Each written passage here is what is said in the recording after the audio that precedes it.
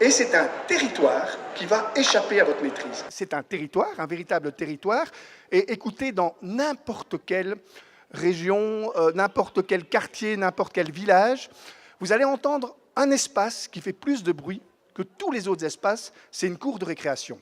Une cour de récréation, vous avez des enfants, c'est le principe même d'un espace transformé en territoire. C'est-à-dire vous mettez vos murs autour d'un espace, vous allez créer un territoire. Il y a des politiciens qui le font facilement, hein. Ils mettent des murs, il y a plus de 80 000 km de murs qui ont apparu au cours des 10 dernières années.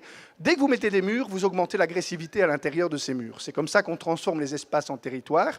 Nos cours de récréation, en Belgique comme en France, sont des territoires. Ils vont donc générer énormément d'agressivité. À l'intérieur, vous avez des enfants qui se mettent à crier, alors même que si vos enfants crient de la même façon quand vous allez faire des courses, allez consulter, hein, c'est qu'ils ne sont pas bien. Ils ne crient que dans cet espace-là, parce qu'ils doivent gagner du territoire les uns sur les autres. Et cet espace devient un espace insécurisant pour eux, insécurisant pour les parents. C'est pour ça qu'une maman qui perçoit effectivement cette insécurité, eh bien, elle va se dire, c'est difficile pour moi d'envoyer mon enfant dans cet endroit-là. Il y a un endroit où vous aurez à peu près l'équivalent. Si vous allez aux eaux de Vincennes, vous allez repérer la cage des babouins. C'est exactement le même principe. Si vous allez les chercher, comme je le fais de temps en temps au Bénin, où ils sont en milieu naturel, vous ne les entendez pas. Ils sont dans un espace. Dès qu'ils sont dans un territoire, vous avez le mâle dominant qui arrête de chercher à réguler.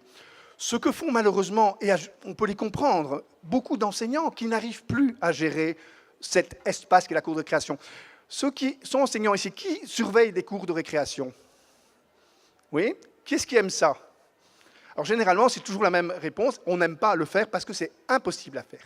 C'est un territoire, on doit donc aider les enseignants à les contrôler, notamment pour répondre à cette forme d'hyperparentalité, parce qu'un parent qui dépose son enfant à l'école, il veut le récupérer exactement dans l'état où il l'a mis. S'il est un peu détérioré, il va dire c'est la faute de l'école. C'est ça le parent hélicoptère qui, à un moment donné, risque de faire une pression énorme sur l'école. Et c'est pour ça, vous le verrez au cours de l'exposé, qu'on doit outiller les écoles pour que les enseignants puissent maîtriser et contrôler ces territoires avec plus d'efficacité.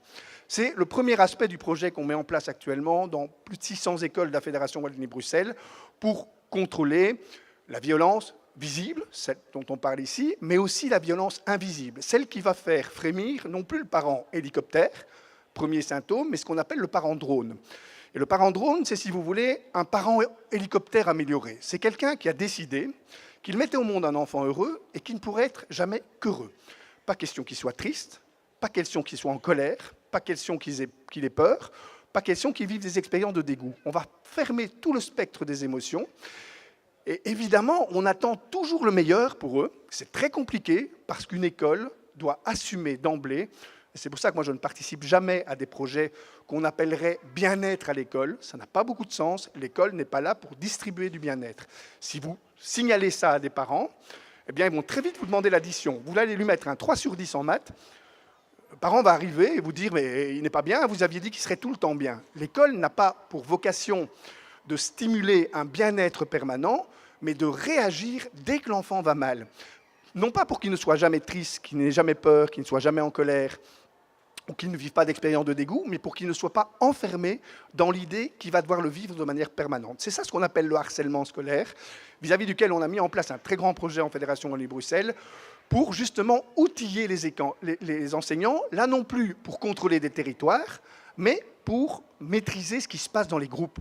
Parce que les groupes humains, sauf vous, pas parce que vous êtes plus sympathique que les autres, mais parce que vous n'êtes en principe pas un groupe humain contraint. C'est-à-dire que vous êtes venu ici librement et après la journée, vous allez vous séparer. Les classes, les groupes d'enseignants sont des groupes humains contraints. Ils sont obligés de vivre ensemble et dans tous les groupes, vous allez voir les mêmes phénomènes se manifester. C'est systématique et d'ailleurs les émissions de télé-réalité le montrent de façon spectaculaire. Vous avez, dans un premier temps, dès que vous avez un groupe humain contraint, vous avez une euphorie communautaire. Qu'est-ce que c'est chouette d'être ensemble? Vous pouvez les enfermer dans un loft, dans un château, n'importe où. Les équipes d'enseignants, à cette période-ci de l'année, ont tendance à me dire on a un bel esprit d'équipe cette année, alors, au début de l'année. Et ils me disent